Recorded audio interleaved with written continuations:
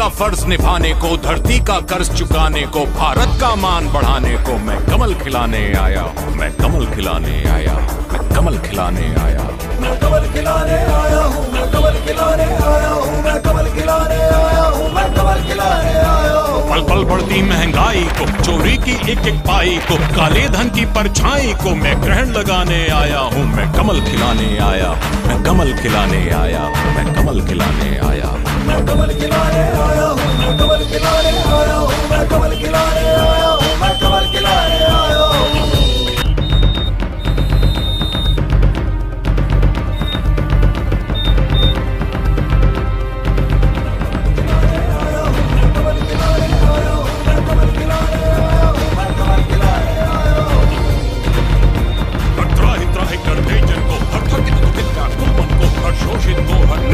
अधिकार दिलाने आया हूँ, मैं कमल खिलाने आया हूँ, मैं कमल खिलाने आया हूँ।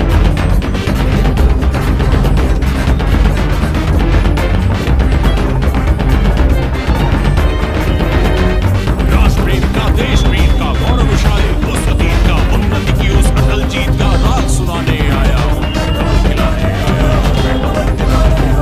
मैं कमल खिलाने आया हूँ, मैं कमल खिलाने आया हूँ, मैं कमल खिलाने आया हूँ, मैं कमल खिलाने आया हूँ, मैं कमल खिलाने आया हूँ, मैं कमल खिलाने आया हूँ, मैं कमल खिलाने आया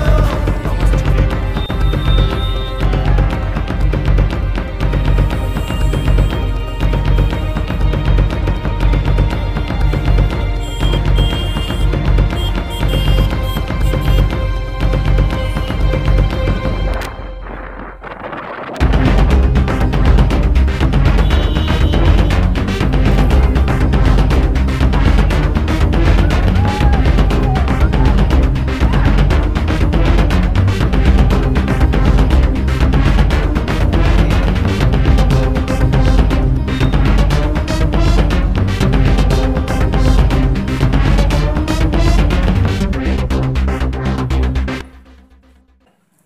तरुण,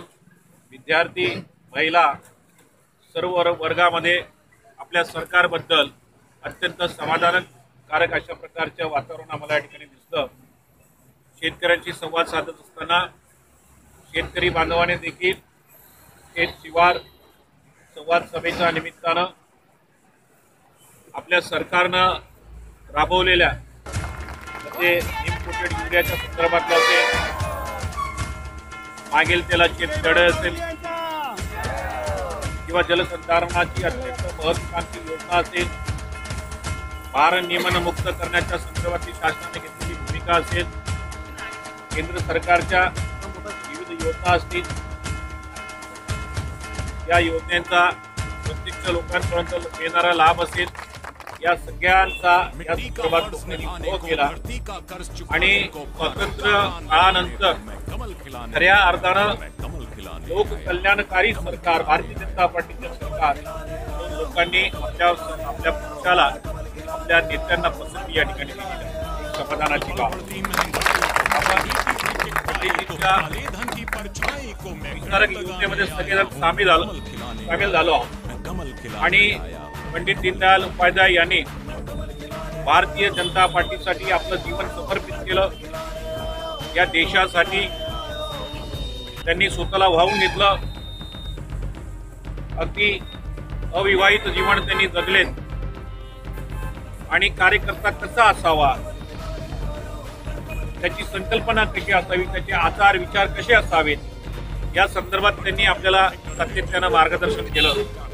आणि त्यांच्या मूल्यानं आम्ही भारतीय जनता पार्टीचे सर्वच कार्यकर्ते या ठिकाणी देशासाठी, राज्यासाठी, या परिसरासाठी, लोकांसाठी काम करीत आहोत।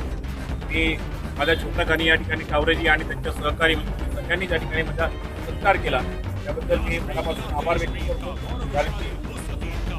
आणि तुम्ही सगळ्यांनी त्यांना प्रचंड मताने निवडून दिला, एक ओबीसीचा समर्थक